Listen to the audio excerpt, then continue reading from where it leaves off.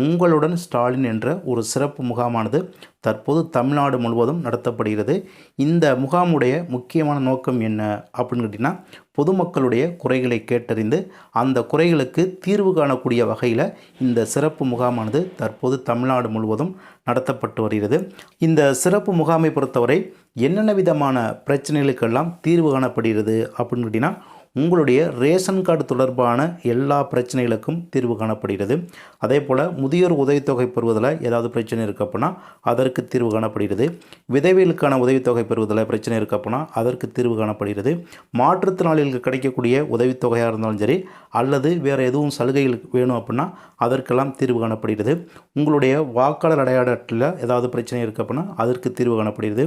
உங்களுடைய இடம் தொடர்பான, அதாவது பட்டா மாறுதல், பட்டா பெயர் மாற்றம், பட்டா திருத்தம், இந்த மாதிரி எல்லா பிரச்சனைகளுக்கும் இந்த முகாமில் சிறப்பு முகாம் மூலமாக